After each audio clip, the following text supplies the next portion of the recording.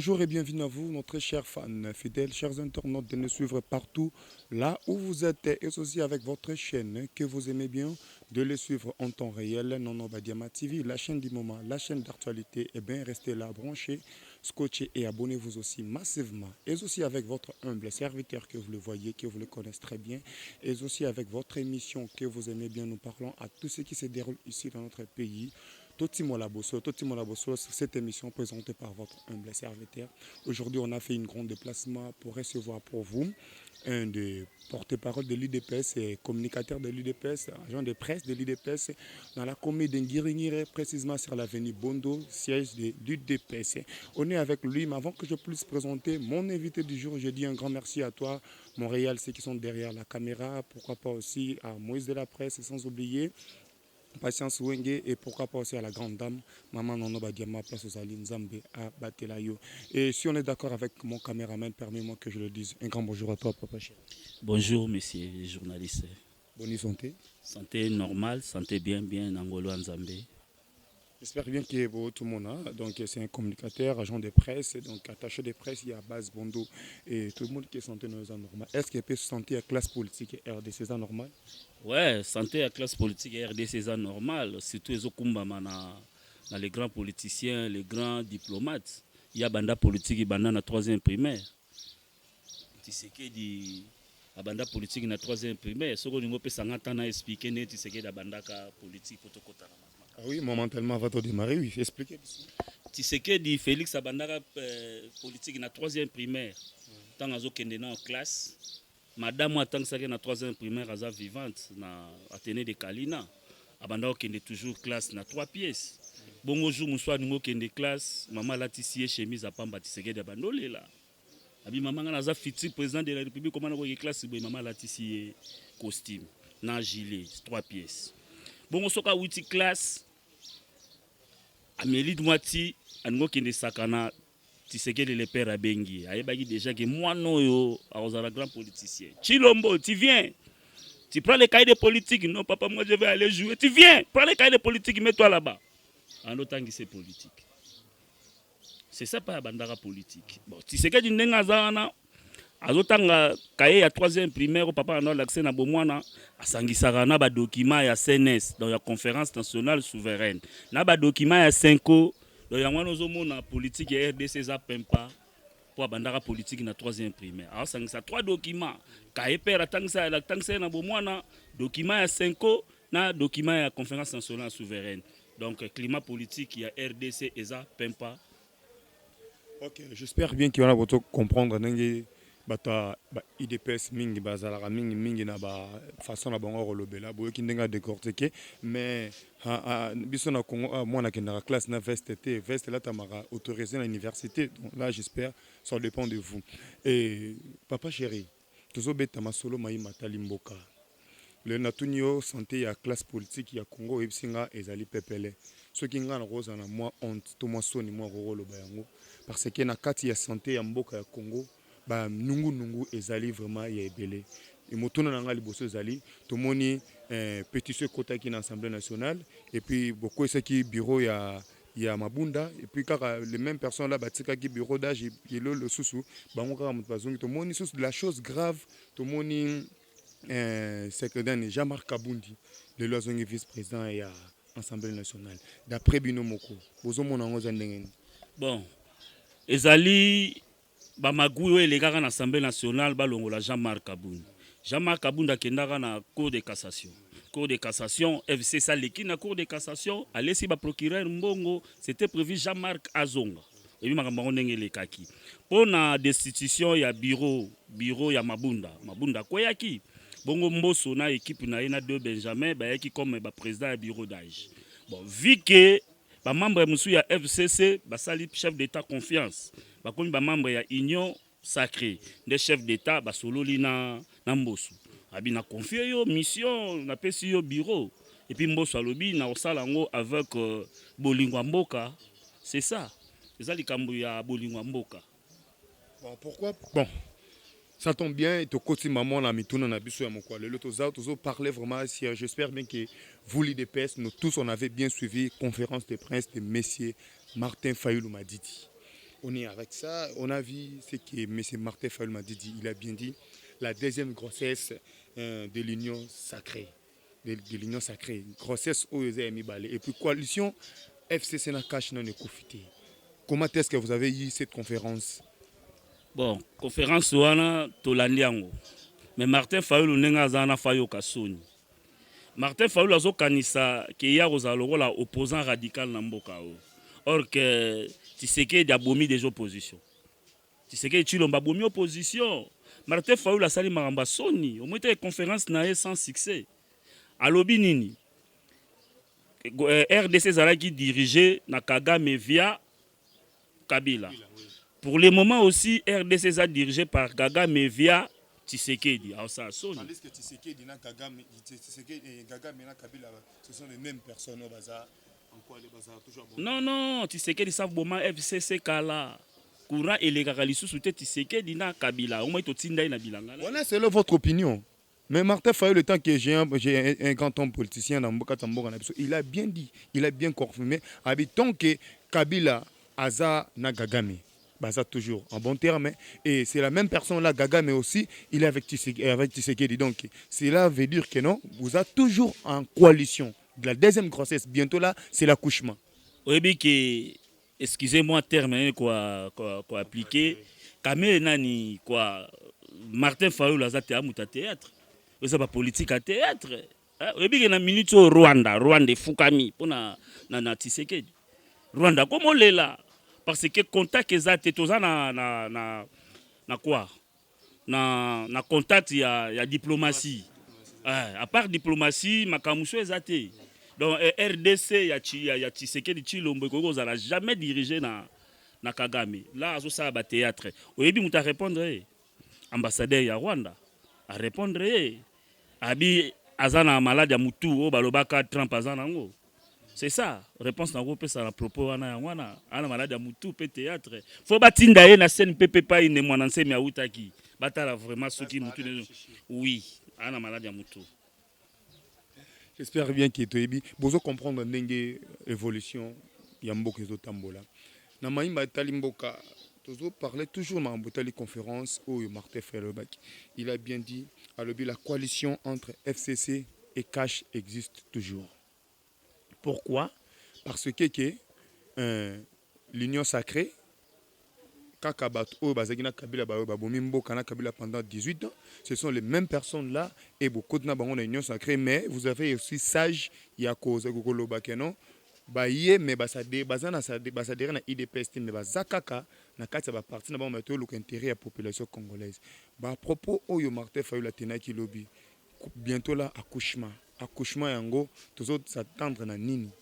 Bon wana est engagé ka Martin Fayulu ngana yebi ke Tshisekedi loko la sangisi batu nyonso wana même si baza batu ya kala ya FCC Tshisekedi abaki loko moko pour moi na lingite batu mabe babunga mais ba changer.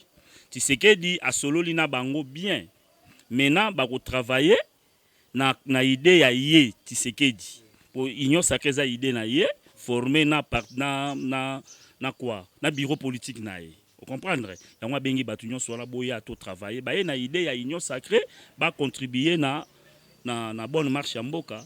C'est ça oh Martin Fayulu alobi na zongeli son de théâtre mamba lo bayebi na été pour courant déjà Tshisekedi na papi choeleka asute Zambata batumbi nyonso ebandeleti na suka nzela ebungaka nango te tikaka matambe. Donc matambe ba trace yango tozomona na kati ya union sacrée et yango c'est pour cela que jusqu'à maintenant tozomona balobi gouvernement ko bima union sacrée jusqu'au mois de mars. D'ailleurs nanu asisa kotongela mbati mais balongola kié elambeti kala ka bo banani bakola ta yango. À propos mamboteli gouvernement de l'union sacrée au mois de mars. Qui sera premier ministre et chef du gouvernement d'après vous selon estimation? Selon IDPS, on va répondre boy. On est en réseaux sociaux. Au balobi que gouvernement est maintenant mois de mars na éviter ce bateau balobi bo bazwe langwa. On a ébi avant-hier chef de l'État zalaki na le sénateur Bahati basololi. Tant chef de l'État outi kozwa mandat na Union africaine tangwa ye bakende ko yamba ye yo kai ba déclaration ya Bahati. Bahati alobi makambo ya premier ministre etali chef de l'état eza na maboko na ye moko ayebi o wana olobi wana na mois de mars eza bato ya réseaux sociaux biso benga yango ba guerre médiatique. C'est ça. Guerre médiatique au rappelenga eloko moko za très important ya motuya eloko eza na eza nini tokomotambola na gouvernement oyo ya fachi tokomoza lokwa en dehors construction chef de l'état a un droit ya kotia mais nous sommes toujours en construction et là ko la mo Christo soki abimi libanda bible za so mo Christo ti totambola mibeko ya mboka ndenge sengi mibeko ya mboka elobi keno mutu oyo poza gouvernement il faut à la majorité na ba député to mona mutu aza majorité na ba député nyos tuna union sacrée c'est AFDC batu likwebo o le boti bonomé informateur est-ce que yemo poza rozala sous ce premier ministre ou pas yango moni moko ya ba raison ya masolo basolo la ki et puis tant basolo li babi rien n'est infiltré donc masolo la bango mi balé ebimi te mutaye biango te soki ebimi seke bayati mutabimisi yango soki ebimi seke Tshisekedi chef de l'état mutabimisi yango bayati nga na yebi peut-être OK na Sénat bongo premier ministre eza pouvoir discrétionnel ya chef de l'état donc chef de l'état yemo razana ngona maboko yemo yebi journée na obeta biso. Vous, l'IDPS, j'avais suivi l'émission passée, Pasteur Gili, à l'Obibo Kamwate, so bon moni qui est dans le gouvernement ou Robima, ce qu'a dit ministre. J'espère bien que Moutuna Moutaka de IDPS, yemo opé azomi ministre ministre na ngambuna. Tout le monde peut s'angoiser senga que non. Bon pé c'est l'absolu Moutumoko boy a comme ministre. Donc vous êtes là déjà sur ce qui battent le kobe ndenge ya rozwa Sénat. Donc vous êtes là, premier ministre a route na ngambuya IDPS. Premier ministre a route na ngambuya IDPS te. Akoko tapé na ngambu mususu mais na kati ya union sacrée mais chef de l'état yemo kwa yebi dernièrement na ba réseaux sociaux utako bima que Marie maman na biso nani azape challenger ya Tshisekedi na ba élection 2018 maman Marie il faut ko utole kake yende azali prochaine premier ministre bongo déjà ba dernièrement sou ba utokoma et si chef de l'état komele bongo ya bi aza d'accord ya servir mboka tu vois. Donc, ils ont un pouvoir discrétionnel, il y a chef de l'État. Mais IDPS, la façon dont vous gérez le pays actuellement. Tolobaki a Kabila, violeur à construction. Et Martin Fayulu, il a bien dit ça hier dans sa conférence à l'Obi que non, vous aussi, vous avez violé la construction. Parce que vous êtes en dehors de la construction. Vous nommez juge en dehors de la construction. Vous avez toujours en dehors de la construction. Vous avez le bureau en dehors. Jusque-là, où allons-nous? Parce que depuis ce moment, avec la population. Mais aujourd'hui, tout le monde, ça se répète toujours. Jusqu'à présent, Tshisekedi a violé nos constitutions. Non. Et ça, là, tout le monde plateau à la télévision. Tshisekedi a violé. La qui c'est constitution yangoyo. La qui c'est article d'une a violé. La coquille. Le rôle à monsieur Ferdinand Kambere. Dernièrement, l'émission Moro Bebo Solo et les Granakin 24. Alors, Tshisekedi a violé la constitution. Amisi Makutana. Amisi constitution. Abinaye la qui c'est pas Tshisekedi a violé la constitution article ni. A coquille.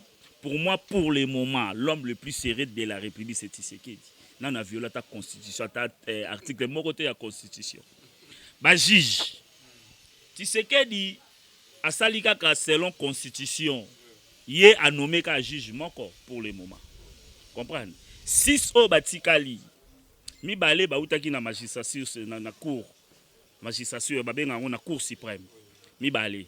Il moko ka oyaye. 6 nyonso batikali wana papi chomtatika bango. Mibale wana oya tindaki na cassation ki abulu na nanyo. Oyebi poani FC Sacha Makelele. Bazaki na charge ya élection. Bango bandako recevoir ba dossier. Donc ce ba dossier bango bandako kata batu. Tant Tshisekedi la longoli bango tindi bango na cassation moni ba tia ba trouble. C'est constitutionnel. O Tshisekedi ya sala. Longola Luzolo. Na cour constitutionnelle tinda na cassation. Tiake commissaire ministre. Toyebi makambo wana tout. Toujours exact constitutionnel. Si so batikali bazako papi twatika. Donc na mois d'avril nde toye ba sort na bango. Pour na deux wana alabaki déjà mandat na bango en berne. Donc ba telimisi pouvoir na mandat na bango. Donc musala pour na bango ici là déjà. Pour votre information encore, mukanda ya démission na bango ezalaka pas pepe pepe nde ambwataka le pas mpona kosigner yango dans le prochain premier ministre nde akobanda kosigner yango mpo bango vraiment bakenda na démission. Pe bakende na démission bozoluka mboka divisé pour mieux régner tozomona yango déjà awa na 4e république awa parce que mboka toza na posa tokata banzete nyonso tobeta pe mike mike mpo ke nzete etikala yango me bambuma mpe kobima te ekozala mwa mpasi mais heureusement misisa eza na se mpo bima kobota nango kaka.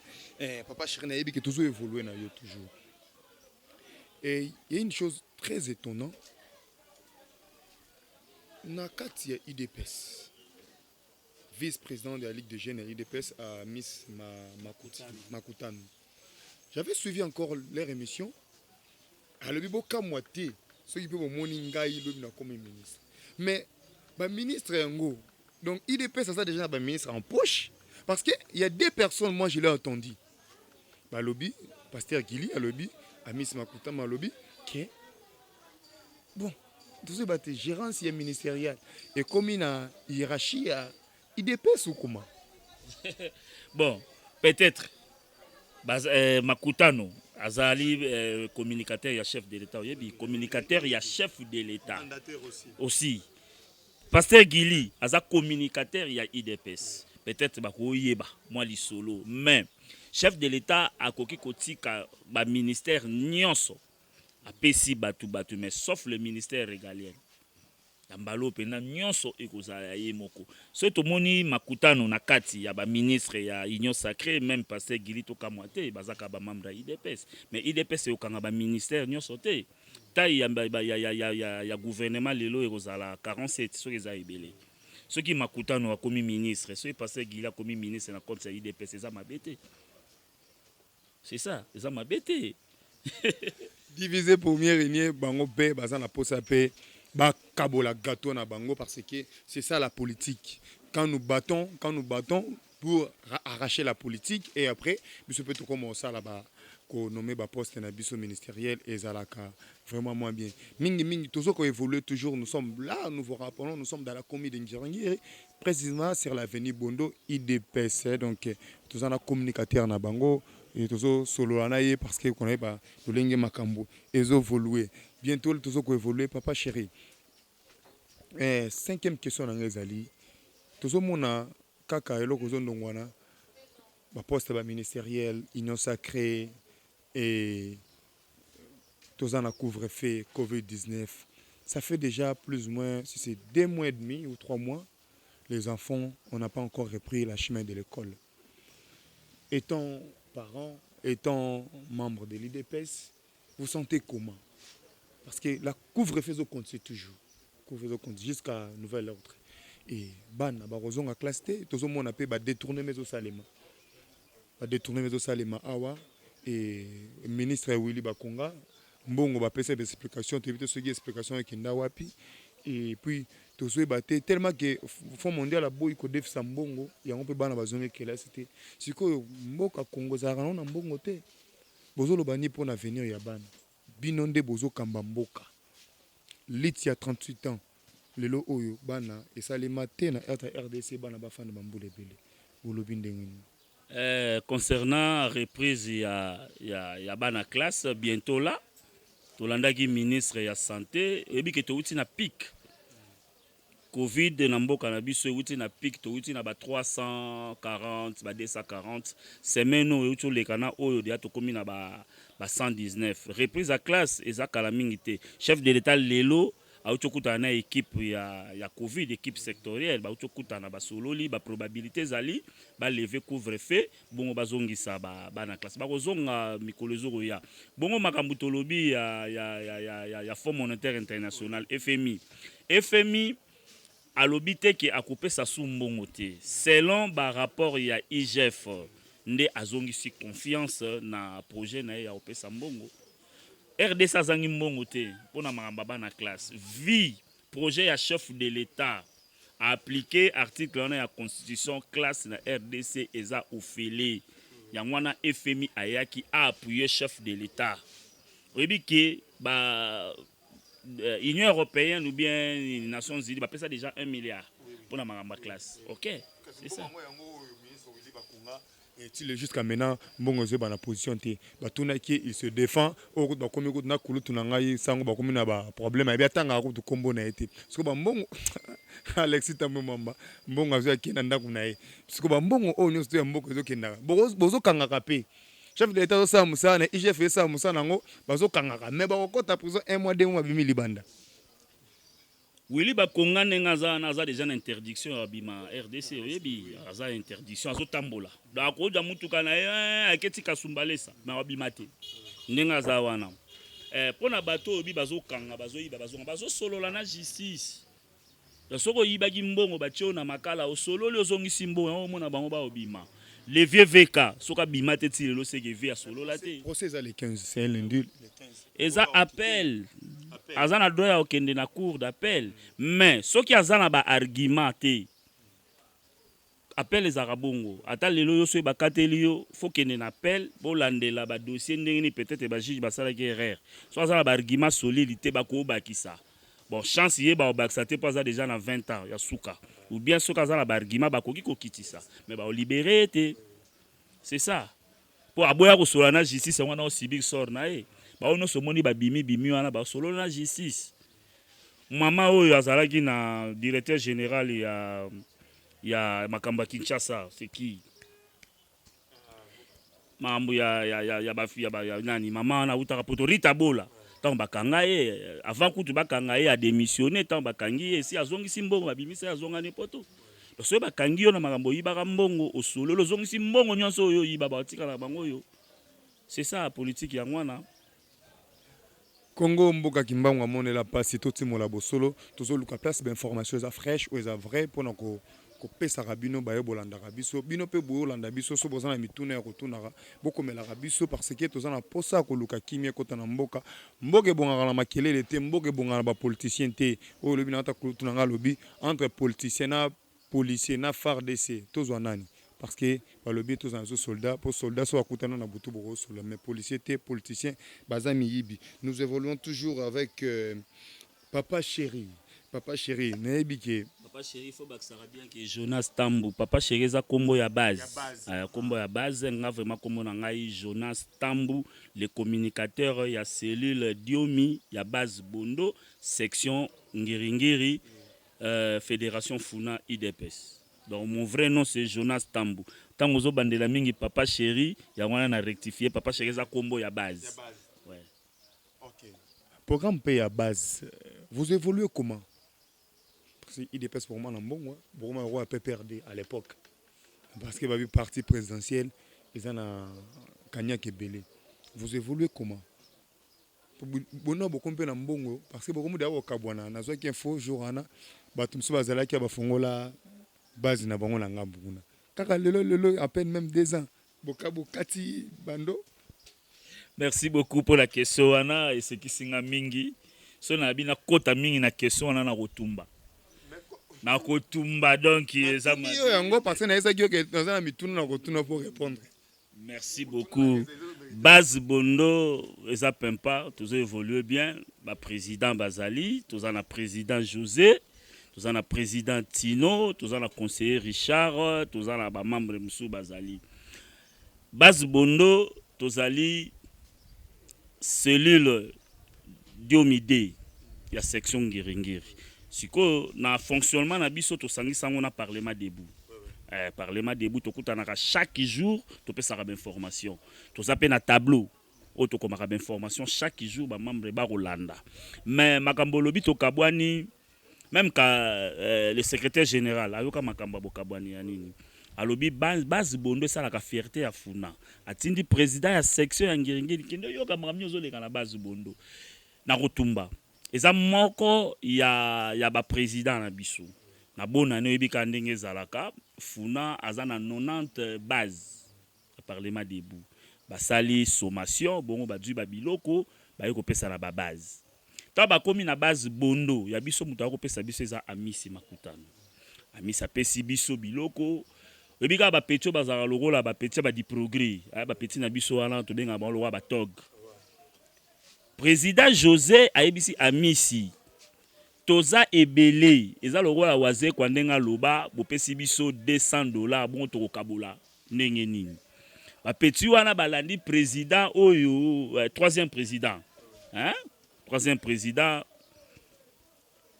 oyo batiki $200 ye pe fala tuna collège ya ba président atuna te alingi bulu na ndenge na ye comprendre akeya gouvernement na ye bazonga na terrain bondo donc ezaka IDPS basaka fierté à IDPS mais différence eza entre biso na bango bazali parlement debout donc biso toza cellule o toza reconnu na fédération toza reconnu na section pe toza reconnu na national c'est ça donc à se rebeller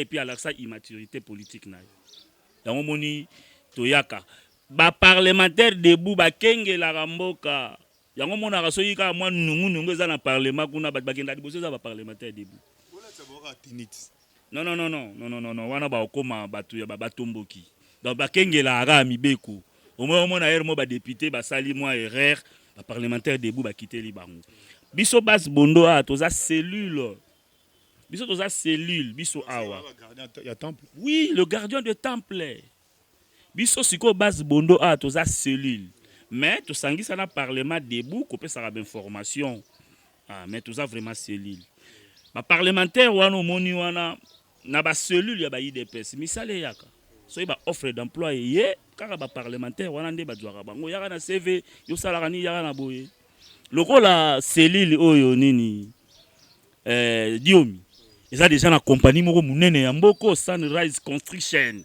SRL a engagé plus de 5000 combattants à IDPS. Oui. Bayaka awa. Kala mingi te misale zo banda. Compagnon comme nango Sunrise Construction SRL. Comprendre, ba engagé plus de 5000 combattants à IDPS. Kaka po na base bondo cellule diomi. C'est ça, au moins ni ba combattants ba se retrouver. C'est ça. On les a fierté à base bondo. Ça fait réellement, j'espère bien, si ça fait combien de minutes avec au niveau de la régie. Si on est là, on doit continuer parce que le TV Zangonga, nous évoluons toujours. Et Nakatia Mboka, Lolenge Tambola. Tout le monde qui, président de la République, a créé l'Union sacrée. Ce sont des questions où ils ont revenir toujours. A créé l'Union sacrée pour l'intérêt de la population congolaise. Mais, chose grave, on est attendu des députés au Bazolo Baké, bah promettant qui est Moutuka. Moutuka, tu le l'as guité. Moussouba, c'est 15 000. 15 000 à 15 000, c'est 8 000. Et tu as 7 000. Donc, bon, qu'il faut pas ça. Donc, vous faites toujours la même chose avec Kabila, tandis que tout na FCC. Quand ici, dans l'Union sacrée, il y a un bangote pour l'intérêt de la population, mais il y a pour l'intérêt personnel. Ça se voit en télé. Vrai ou faux? Faux. Wana est engagé kaka ba député wana ba lobby ponga na yebi tseke da du bango na moral. Na moral ya bolingo ya mboka. Daniel Safou a lobby yango et Papa Néo Lemba bazo déclarer mbongo na bango jusqu'au jour d'aujourd'hui. Naza na respect ya bato wana tangi mibale Daniel Safou na Papa Nemalemba pour moi. Faut ba kotsa ta motion moko ba destituer bato wana mibale tangi. Bazadine aux députés, s'il vous plaît. Donc, on va faire le débat dans le côté. Nemalemba na Daniel Safou, Dani, Bazadine aux députés. Pour nga na yebi tiseke da bengi ba député na union sacrée pour na bolingo ya mboka. Na yebi te soki tiseke da pesa bango bambongo. Pourquoi ka bango mibale ba oloba?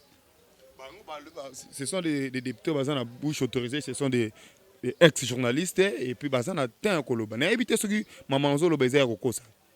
Hein? Émission moi le Kanaki lobby papa non les malins basa qui na nani sango bazo senga bambongo o etikala parce que bakatisa ki ezaki pambate parce que yango mona ba député ba banga ki keno ba dissoudre ensemble parce que ba dissoudre assemblée bango ba okoma ba ozanga misala ba chômeur yango tellement que ezaki bon babité to kende mais misusu ba yaki pe na kaniaka. Non, je ne crois pas.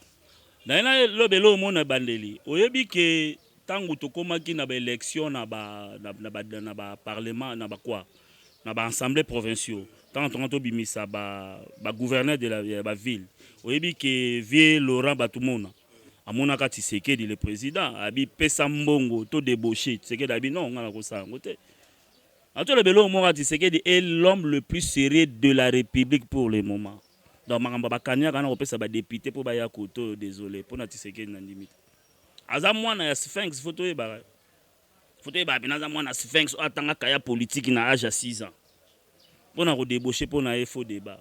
J'espère que Odoroko Sabiso, le président à Bandara Olata Fest, tandis que Awana Congo, tu as une classe dans l'uniforme et l'amba pembe. Donc il y a des qui au tapa qui est un peu à côté. Mais que wana eza époque mindele atene de Kalina wana belge nano alongo ete na mboku atene de Kalina bando alata costume tango ke classe 3 pièces ou bien chemise na cravate. C'est un peu symbole aux présenté à l'époque on a ta costume na ba cravate na ba chemise c'est ça. Yé déjà za kana ambition wana bo mukomsu na bana bandeli mère ngo l'accès chemise à pamba maman Martha Tomboki bandi olela bi maman non moi je suis le futur président de la République il faut na kende toujours na 3 pièces maman bakisi 3 pièces ndake classe. Et ça m'a rendu époque belge. Atene de Kalina ya kalakutu biso kutu na tobota mité. Nde banda okene na ba costume, bien chemise avec cravate ou bien nez à l'époque. Avant toi okoma na ba classe na bleu blanc.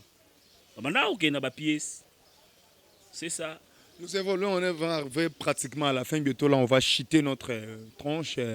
Donc tout le monde a beau solo, tout le monde a beau solo, moi place beau solo zo uta. Ceux qui ont beau solo, biso to tuna mituna beau solo, mais la réponse na biso to zo abona ezapena na beau solo penza te.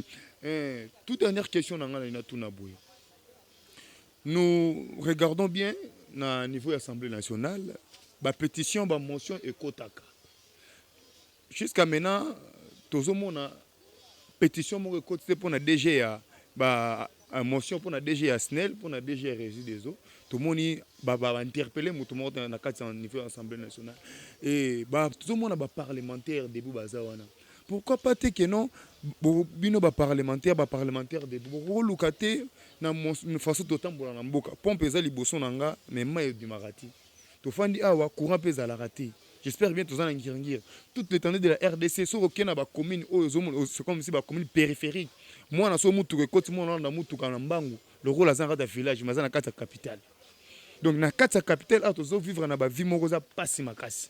J'espère bien que biso tout on est des Congolais, tout le monde a souffrance dans kata mboka. To lo ba te ka pour na koloba pour na sentiment. So il m'a baisé, to lo ba mabe. So ki boso, to lo ba bosolo. Yon to timo la kata bosolo. Na niveau avec tu so okena ba fin fois maluku kuna tout. Courez à la raté, mais à la raté. Ce qui est au niveau de la capitale, on a un peu de boulot. Tout ça, il y a un forage. À quoi bon na ba commune périphérique. Et vous êtes là, étant que parlementaire debout. Donc, beaucoup la moussa régie des autres, beaucoup la moussa snelté, tout tambola pour toute la solution pour la population congolaise. Merci beaucoup. C'est une question vraiment très très pertinente. Concernant régie des eaux nationales, déjà dossier à la maboko à IGF. IGF il faut bakende ba sala banquette kuna baye ba tuana bazo sala ndenge ba travailler ndenge nini information musu naza nango na bazo créer structure moko ya lokola moi bureau moko nde ba sala ba olandela ku fonctionnement ya régie des zones SNEL ba otambola ndenge nini mais concernant ya kozanga mai kozanga courant tant mulaye za mamba ba IGF déjà bazana dossier na fongolelo moko boye. Année passée, chef de l'État Kendaki na Kisenso, je pense. Pas une ça la usine moko ya traitement d'eau. Oyebi keti lelo, banda chef de l'État acha première pierre. Misale salamate. Réseau zanini, 52 parcelles aux alentours ya projet on a faut ba libérer. Ti lelo na ba libératé. Croyant que misale bon raison na bango yango na balobi ke ba ki mbongo te siko eza bureau ya chef de l'État faut ba landela. Bapesa mbongo pa nani po bato na bazo mbongo ba libérer biso tozozela ke misala eso salema or que jour na to landi na ba bilili eza mawa mingi to moni kaka batio ya minene o batia place wana à part ça eloko mususu ezate eloko mususu ya mwana chef de l'État alandelango tozongi na SNEL azo sala soni toto lande information mususu lobby a SNEL a lobby azana augmentation ya 6%. Il y a fourniture électrique à la Sony. Donc la mise en net aux courant a même pas tout ça émission courez zate. Donc on considère on a minute courez ali. Donc ce courant est zongi de courez kei. pour ce courant exact et oumela. Et bien, un système en route. C'est ça. Il ne faut pas l'endre la bataille snell. Pour aller on sur raison, chef de l'État, attendant un courant na maï. Donc, ça passe. Et ça passe mingi. Pour nous, on a un système, il y a un papicho. Il y a un système où il y a un maï na courant pour la population tomboka. Il y a un système en haut, il y a un papicho. Même Bagé, ministre, ex-ministre de la Finance. Aussi, quand même, mon soda.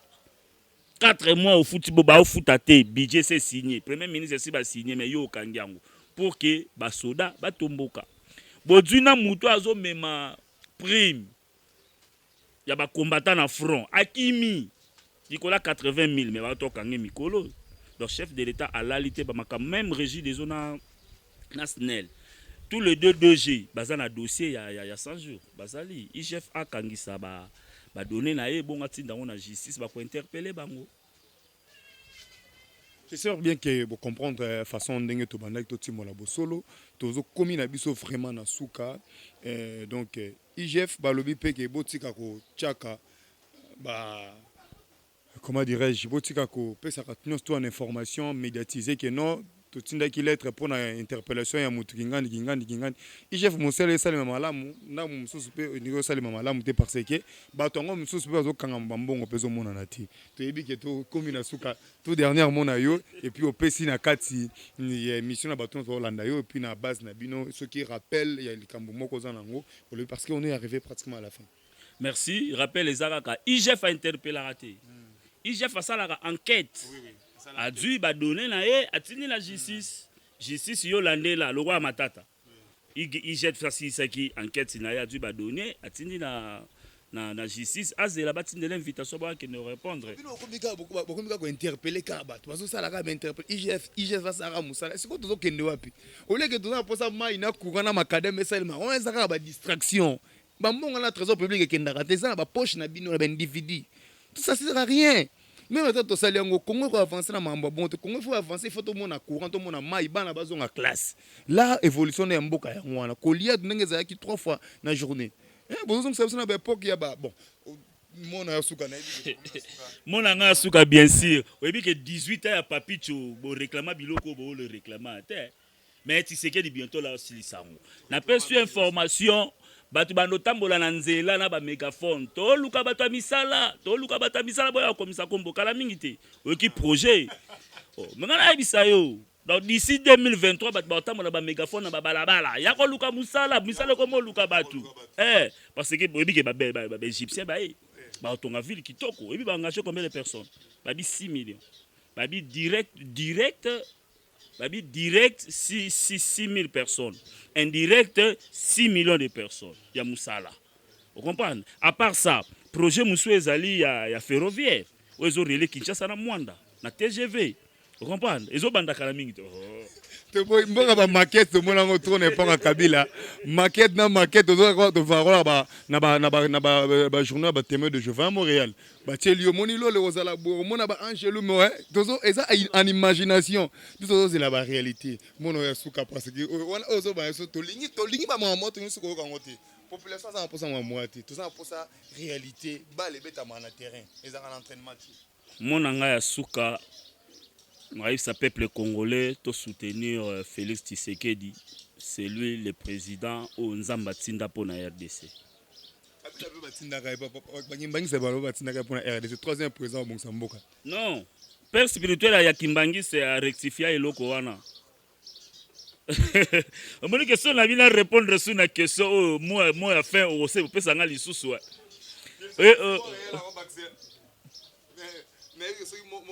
Montréal, si vous voulez, ça 5 minutes. Au début, que Bayamba qui disait que Nankamba. Bayamba est Nankamba. Au début, on a une père spirituelle à ça là. Ayebisi bandimi. Abi mukonzo tozela na Congo yeyo. Toute autorité vient de Dieu. Ils ont bon. Donc bref, c'est ça. Ouais. Au début, que papa Tikela Tshisekedi quitte. Laissez, non, na Vatican. Oui. Papa Soka Yambio a Roselo na bureau. Azelo ben na bureau ba cotisé mais papa eko zela Tshisekedi Félix na porte et puis atike lié kiti Papa lobi laissé, et puis laissé, baza conseiller à papa zala bango neuf, moko noir, monsengo. Ba bison éminence mamni au salabi non, j'ai fait ça en âme et conscience. Et puis esilité, c'est là ba analyse monsieur ba iba kenda dans coucou, papa longo la sultan la cette seke du sultan. Dans raza ya nzambe. Non, c'est l'onté. Image ça tête au monde en oui, il y a sultan image et puis Papa Loba, tu sais que dina lota yo 3 fois même vision. Et monsieur, si on est arrivé à la fin, balobi nzinzi amonaki monoko ngando lokola mbetu na rola lela, mais là à côté là ngando kangi monoko.